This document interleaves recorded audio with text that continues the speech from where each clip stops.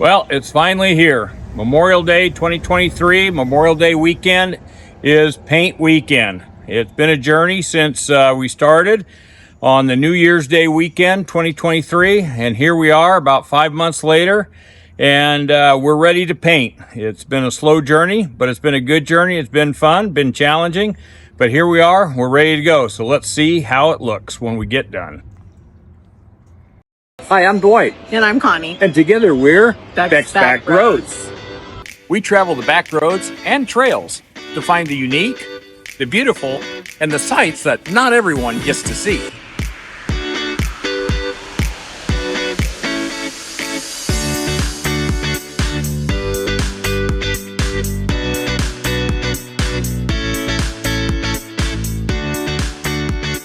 Come join us on our next Backroads adventure.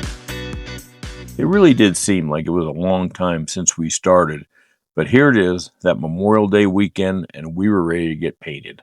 We had a little bit of prep that we had to finish up, but as soon as that was done, paint was ready to fly on those walls. Well, fly on the walls might be an overstatement. It did take a while to get the coach primed. As you can see, it definitely did take a lot to protect the coach, but it was all worth it in the end.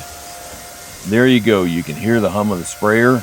We're starting to get after it. Started in the back. We worked our way forward. We actually did 2 coats of prime just to make sure everything got covered and the paint would adhere really well for a long time. And yes, despite what it looks like, I did wear a mask. It was an N95 mask. After all, we had a lot of those laying around, but I won't get into that. Well, paint weekend number 1 is in the books. Memorial Day 2023 is all but passed, and we got it primed and 2 coats of prime on it in 3 days, although we had to do a little prep before we got spraying. So probably got about another 2 weeks, not 2 weeks, but 2 weekends of paint left in it, and then we'll have everything painted, ready to go. On to the next step, that would be flooring. So you may be wondering, well, why would it take 2 more weekends? Well, one of the things we want to do is make sure everything was covered and dried really well. So each weekend we'd put a coat of paint. First weekend was final coat number 1, and then the second week was final coat number 2. And then that second weekend we were also able to get all the plastic off the walls so we could see the final product. So you may be wondering what type of paint sprayer it is. Well, you can probably only guess where I got it from. It was an off-name sprayer. It was a HomeRite Super Finish Max HVLP paint sprayer. The reason why I got this one, it was all price point driven. I knew I was only going to use it one time, so get something with good reviews that everybody liked, and that's what I did. And it did. It worked out really well for us. As you can see by the next couple of pics, it really did a nice job putting the finish on the cabinets, and we were really happy with how everything came out.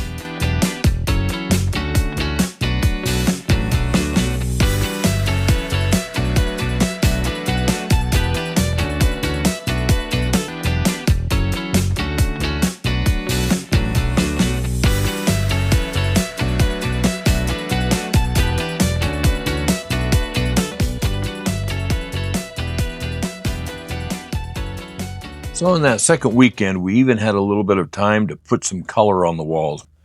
Uh-oh, Connie's walking in with a can of paint. What does that mean if she's coming in with a small can of paint? Where was it gonna go? Well, like I said in previous videos, you have a lot of different colors to choose from. Yep, Connie had a vision to two-tone the coach in the front. The walls would be white, and the cabinets would be this nice blueprint color. And it really did. It really made the coach really pop with a little bit of color. And of course, Connie was the one that had the patience to be able to paint those cabinets, and I'm sure glad she did. I'm definitely more of a sprayer roller type of guy. So here's a final look of what the cabinets looked like with the blue on them. It really made the cabinet stand out. Dwight, can you believe it? We're finally at this point. It started the January 1st of this year. Here we are in June. Sometimes we thought we were never going to make it. Sometimes we thought we were nuts to start this type of a project. But we're painted out. We've got cabinets painted. We just got to do doors on the cabinets, get those painted. starting to put some accent back, and guess what? The end is actually in sight. So it's pretty exciting right now. It truly is. And 1 year, almost a little over 1 year, we'll be on the road. Exciting stuff. Exciting stuff to come. That end in sight may have been a little bit too optimistic. We still had to get all the cabinet doors and drawers painted. So what we did is we took them back to our apartment, and in our garage, we set up a spray booth. So one of the things that we did in preparing our cabinets is we decided to go to handles instead of knobs. So basically what I did is I filled in the holes right here with some wood filler, and the product I used was a really good product called Plastiwood.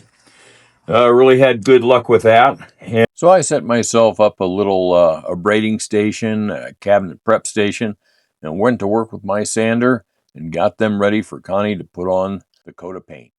So one big recommendation is when you take your cabinet doors and drawers off, make sure you label them so that you know where they're going to go after you get them painted. So one of the things that you want to do is what we call abrade a cabinet.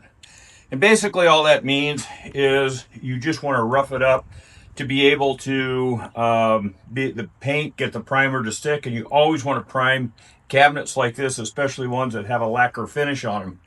So I use two types of sanding. I use this DeWalt Orbital sander. Any type of sander will do, and the goal is not to get the finish off. And then I use this foam sanding block right here, which is really good to get into the tight areas or detailed areas like this. And so you can know when you've abraded a finish, like right here is a good example, is you can see this white. So when you start to see that white, it means you started to take off the top layer of the lacquer finish, and that means that's all you want to do. You're not trying to get down to the raw wood. All you want to do is just abrade that finish, and that way your primer will hold and seal a lot better and make your paint job much better when you go to put your finish coat on. So here's the example of what I mean when we said abrading the cabinet and how I use my orbital sander in the large areas to get the cabinet ready for paint. It took a while, but it was well worth it because the cabinets came out finished very, very well. Well, once the sanding was all done, it was time to start that process all over again. Prime first and then paint. For the cabinet doors, we did not spray them. Connie took her time and did a great job hand painting each one of the doors and drawers. So one thing to talk about cabinet paint. When it comes to the cabinets, you want to use a cabinet-specific paint. Typically, a cabinet paint is an acrylic paint. It's a harder finish, and it's less likely to scratch with the abuse that it takes every day. Let's check in and get a quick schedule update to see if that 6 months is really possible. Well, it's July. And another big month in store. We've got countertops that are going to be going in. We're going to be painting our kitchen doors. And we are going to be doing the plumbing and some finish that way. And who knows, we may even get to the flooring. If not, it'll be in August. But hey, it's coming along and it's getting exciting. And we're looking forward to not having to be working on the motorhome every weekend. Aren't we, Dwight? That's right. Can't wait for a little bit of rest. Exactly. You're driving me crazy. Retirement, here we come. Well, the cat's out of the bag. We did not make our 6-month schedule, but exactly how long is it going to take before we're ready to go on our first trip? Keep following. We'll let you know. We'd also like to know any comments that you might have. You like that blue finish on the bottom of our cabinets? Leave us a note in the comments below. We'd love to hear what you think or any questions that you might have. Hey, thanks for watching.